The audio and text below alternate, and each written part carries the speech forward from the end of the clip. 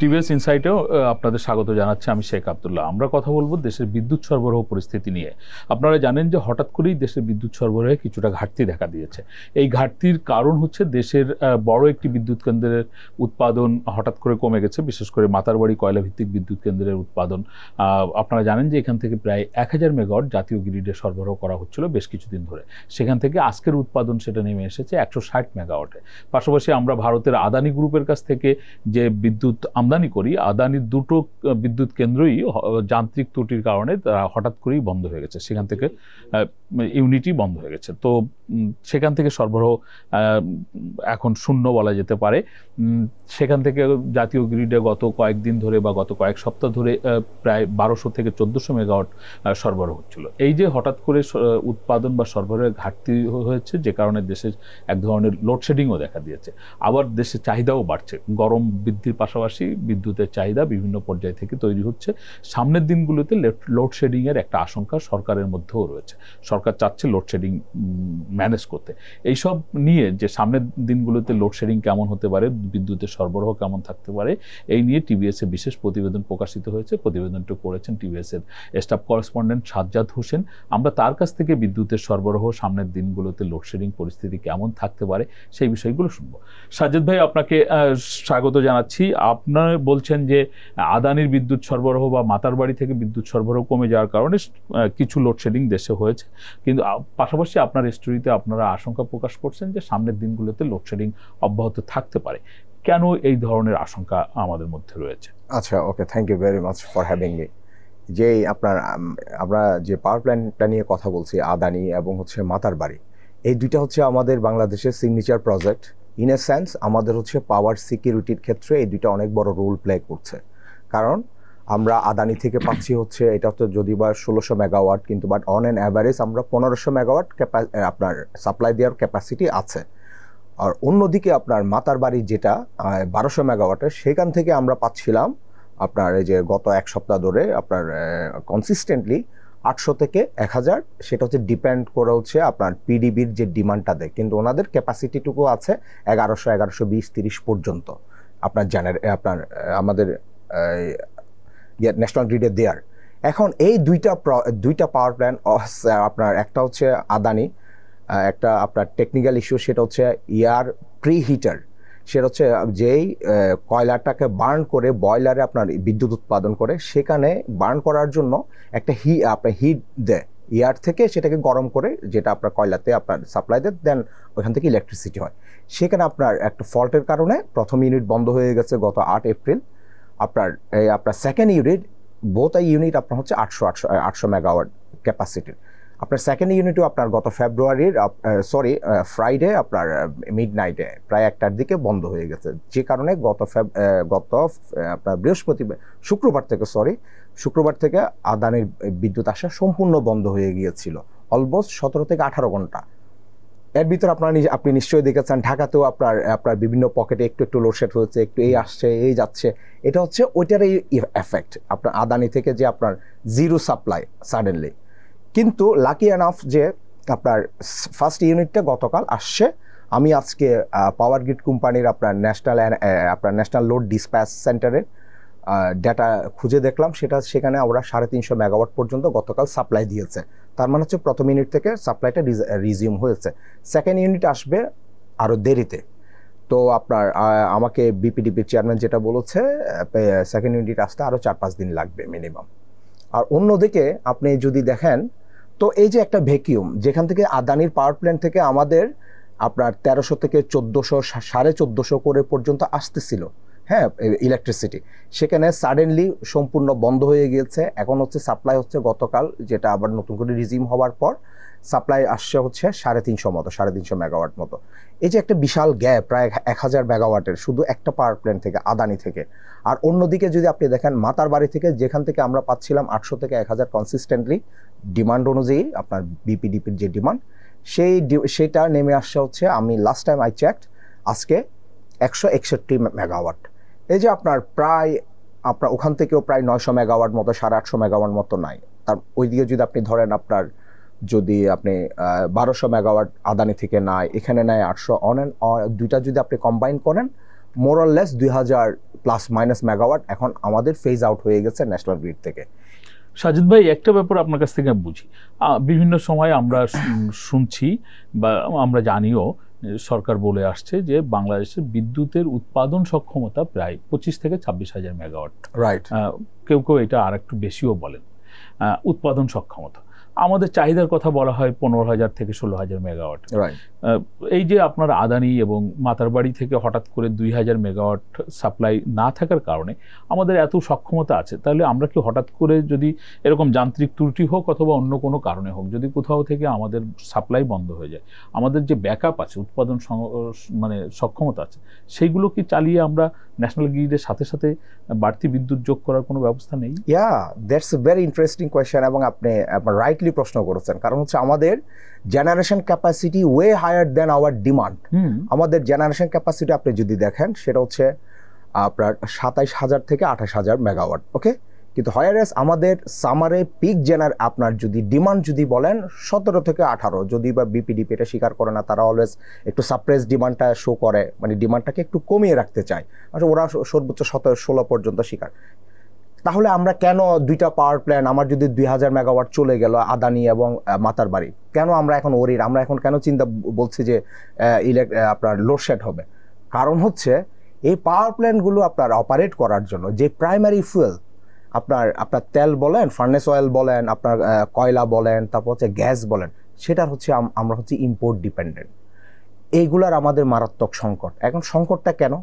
কারণ হচ্ছে আমার টাকা নাই, আমার ডলার নাই, আমার ক্যাপাসিটি আছে এই পাওয়ার প্ল্যান্টগুলোকে ফ্যাট করার জন্য, প্রাইমারি ফুয়েল দেওয়ার জন্য, সেটা ইম্পোর্ট করে আনার জন্য টাকা নাই। যে কারণে আমরা চাইলেও আমার যে এক্সিস্টিং ক্যাপাসিটি সেগুলোকে আমরা ইউজ করতে পারছি না। আর এই যে আপনি যদি একটু দেখেন সামনে যে এনার্জি পাওয়ার সিনারিওটা কি হতে পারে, কারণ হচ্ছে এখন দিন দিন আপনার টেম্পারেচার আপনার রাইজিং, এই কনটেক্সটে কি হতে পারে? আপনি একটা জিনিস নিশ্চয়ই জানেন, আমাদের পাওয়ার অ্যান্ড এনার্জি অ্যাডভাইজার উনি কিন্তু বলে যে আমরা কুলিং লোড কমাইতে চাচ্ছি। কুলিং লোডটা একটা টলারেবল লেভেলে। হ্যাঁ, উনি বলছেন যে এসি গুলো 25 ডিগ্রি সেলসিয়াস তাপমাত্রার মধ্যে চলতে হবে। যদি চলে there are lots of ifs and buts. হ্যাঁ, যদি চলে তাহলে ওনার ক্যালকুলেশন অনুযায়ী মিনিস্ট্রি বলছে আমার কুলিং লোড থেকে আমার কুলিং লোডে আমার যায় 4,000 মেগাওয়াট, সেটা যদি 25-এ থাকে আমার সেটা 2,000 মেগাওয়াটে আমি কাভার করতে পারবো। কিন্তু এখন কথা হচ্ছে সেটা মানুষ কতটুকুই বা কাম দিচ্ছে, সেটা একটা। সেটা হচ্ছে সেটাকে আপনি এটা উইশফুল থিঙ্কিং হতে পারে, সেটা যদি ইমপ্লিমেন্ট হয় ভালো, না হলে তো ইট উইল ব্যাকফায়ার।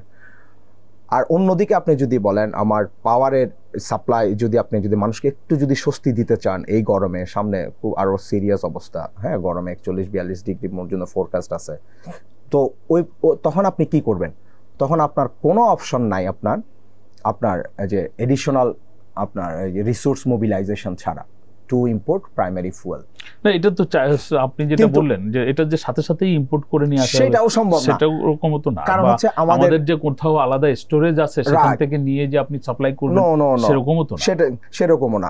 আপনি যদি যেমন ধরেন, আপনি যদি মাতারবাড়ির ক্ষেত্রে যেটা হচ্ছে, অথবা আপনি ধরেন আমাদের অন্যান্য প্রজেক্টগুলো, যে খুলনার দিকে যে বড় পাওয়ার প্ল্যান্টগুলো আছে, সেখানে আপনার ওদের একটা ইয়ারলি একটা প্ল্যান থাকে, আমি কত হাজার মেগাওয়াট এই পাওয়ার প্ল্যান্ট থেকে দিব, ওইভাবে হচ্ছে আপনার টাকাগুলো হচ্ছে ডিস্ট্রিবিউশন হয়, রিসোর্সগুলো মোবিলাইজ হয় ওইভাবে। অল অন এ সাডেন আপনি একটা জায়গায় বিপদে পড়েছেন বলে আপনি এখান থেকে হঠাৎ করে আপনি জেনারেশন আপনি পিক করে বাড়াইতে পারবেন, সেটা মনে হয় না। আমি আরেকটা ব্যাপার একটু আপনার কাছ থেকে মানে বুঝে নেওয়ার জন্য, সেটা হচ্ছে যে আমরা যাদেরকে ইন্ডিপেন্ডেন্ট পাওয়ার প্রডিউসার বলি, আমরা শুনি যে ওই সমস্ত কোম্পানিগুলো আইপিপি যারা প্রতিষ্ঠা করেছে, তারা যদি বসে থাকে, সরকার তাদেরকে বসে থাকার জন্য একটা চার্জ দেয়, যে সে পাওয়ার সাপ্লাই করছে না কিন্তু সে বসে আছে, তাদেরকে একটা ক্যাপাসিটি চার্জ। তাহলে ওই সমস্ত বিদ্যুৎ কেন্দ্রগুলোর কাছে কি মানে তাৎক্ষণিক সরবরাহ করার জন্য ন্যূনতম জ্বালানির স্টোরেজ কি তাদের নেই? তাদের কাছে কি এই কোনো সুযোগ, মানে হঠাৎ করে চাইলে পাওয়া যাবে এরকম নিশ্চয়তা নেই? না, হঠাৎ করে চাইলে আপনার ইলেকট্রিসিটি জেনারেট করা যাবে আইপিপি থেকে, সেই সুযোগটা নাই। প্রথমত হচ্ছে কেন, দুইটা কারণ। একটা হচ্ছে ওনাদের হচ্ছে আপনার ওই যেটা বললেন স্টোরেজ ক্যাপাসিটি, ফার্নেস অয়েল এনে ওনারা কোথায় রাখবে? এখন আপনার ধরেন আপনি এনে রাখছেন, আপনি ওনাদেরকে আপনার ওই যে স্টোরেজ আপনার চার্জ দিচ্ছেন, যার কাছ থেকে ভাড়া নিয়েছেন, কিন্তু সরকারের এখন ডিমান্ড দিচ্ছেন আপনাকে, তখন আপনি কি করবেন? তো তারা সেটা আনে না। যখন যদি স্পেসিফিক যদি আপনার যদি প্ল্যান থাকে দেন ওইটা হচ্ছে তারা আনবে। আর আরেকটা হচ্ছে আপনি যদি দেখেন যে যেহেতু আপনি আইপিপির কথা বলছেন, সেখানে হচ্ছে আপনার অধিকাংশই হচ্ছে আপনার ফুয়েল রান, আপনার furnace oil base gas fire power plant. Furnace অয়েলের ক্ষেত্রে যেটা করেছে সরকার, আপনার যে আমরা একটা স্টোরি করেছি ইনফ্যাক্ট, এই আপনার সার্ভিস চার্জ যেটা 9% সেটাকে 5% করে দিয়েছে। তো ওনারা বলছে বলে যে এটা আমাদের একটাই মাত্র হচ্ছে একটু ব্রেথিং স্পেস ছিল হচ্ছে, সেটা হচ্ছে সার্ভিস চার্জ। এখন ওইটা কাট করে দেওয়ার কারণে অনেকেই আপনার তাদের যে ফুল ক্যাপাসিটি যে তারা যে রান চাইলে পারতো, সেটা এখন তারা অনেকাংশেই আপনার ইন্টারেস্টেড না আর কি, যেটা মিনিমামটুকু না করলে নয়, আবার অনেকেই সেটা করছে। আর ইন এডিশন টু দ্যাট আপনার সার্ভিস চার্জ কমালো এক্ষেত্রে আরও কিছু ফ্যাক্টর যোগ করেছে। যেমন আপনি যদি আগে যদি একটা কার্গোতে 15,000 টনের একটা আপনার যদি ফার্নেস অয়েল আনতেন, সেটাকে এখন বাড়িয়ে করা হয়েছে 20,000। এখন অনেকের আবার সবার তো সামর্থ্য থাকে না, আবার 20,000 তেল এনে আপনি কোথায় রাখবেন সেটাও একটা ম্যাটার করে। হ্যাঁ, এই হচ্ছে। আর আপনার কাছে সব শেষ কোশ্চেন খুব সংক্ষেপে শুনতে চাই, সেটি হচ্ছে যে আমাদের বিদ্যুতের এখনকার যে উৎপাদন পরিস্থিতি আর আমাদের সামনের দিনগুলোতে, আপনাদের তো অনেক দিনের অভিজ্ঞতা, আপনি এই সেক্টরে রিপোর্টিং করেন, এই যে আপনার এপ্রিল মে জুন এরকম সময়ে আমাদের সাধারণ যে চাহিদা থাকে আর এখনকার উৎপাদন ক্যাপাসিটিতে সামনের দিনগুলো আসলে মানুষের জন্য কেমন হতে পারে? আচ্ছা, মানুষের জন্য কেমন হতে পারে সেটা হচ্ছে অ্যাজ এ কনজিউমার আমিও ফিল করছি যে না, আমিও আসলে ওরিড থাকি কোন সময় না কোন মিড নাইটে ইলেকট্রিসিটি চলে যায়, কি অবস্থা গরমে। আপনি যেটা বলছেন মে জুন জুলাইতে আপনার তখন সামারটা খুবই বেশি আপনার অস্বস্তিদায়ক থাকে।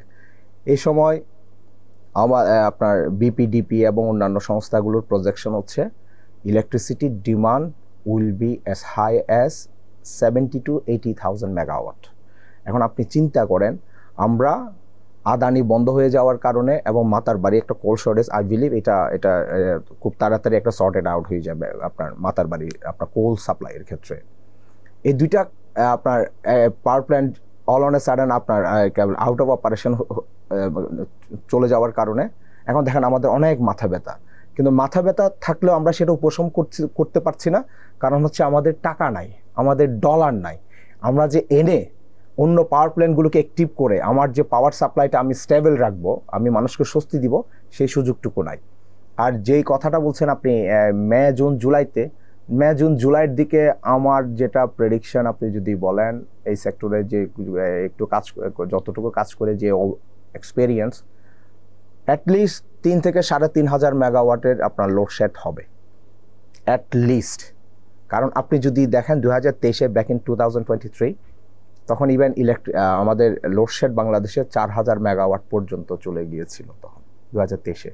তো আমার মনে হয় এই সরকার যদি খুব স্কিলফুলি খুব আপনার ইয়াতেও হ্যান্ডেল করে সিচুয়েশনটুকু, তাও আপনার অ্যাটলিস্ট আপনার 3 থেকে 3,500 মেগাওয়াটের আপনার একটা ঘাটতি ডিমান্ড এবং সাপ্লাইয়ের ভিতর থাকবে, যেটা ইকুয়ালি যেটার কথা বলছে আপনার যে উপদেষ্টা।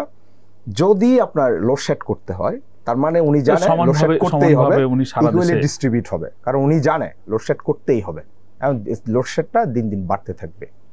ধন্যবাদ সাজ্জাদ ভাই আপনাকে। আমরা এতক্ষণ ধরে শুনছিলাম আমাদের বিদ্যুৎ সরবরাহ পরিস্থিতি এবং সেখানে মূল সমস্যা যেটা সাজ্জাদ ভাইয়ের কাছ থেকে জানলাম, যে আমাদের বিদ্যুতের কাঁচামাল, বিদ্যুৎ উৎপাদনের জন্য যে কাঁচামাল কেনার জন্য আমাদের যে ধরনের বৈদেশিক মুদ্রার দরকার তার পর্যাপ্ত তা নেই, সেখানে আমাদের ঘাটতি রয়েছে। বিদ্যুৎ আসলে একটি কৌশলগত পণ্য, এটি জনজীবনে যেমন এর প্রভাব রয়েছে, তেমনি শিল্পের উৎপাদন, কৃষি উৎপাদন বা সেবার ক্ষেত্রেও খুবই জরুরি ব্যবহার হয় বিদ্যুৎ। আমরা চাই সরকার যে কোনো উপায়ে বিদ্যুতের প্রয়োজনীয় সরবরাহ নিশ্চিত করার জন্য উদ্যোগ নেবে এবং জনমানুষের যাতে ভোগান্তি কম হয় সেই পরিকল্পনাগুলো সরকারের থাকবে। আমাদের আলোচনা আপনাদের ভালো লাগলে আপনারা শেয়ার করবেন, লাইক করবেন। আপনাদের সকলকে ধন্যবাদ।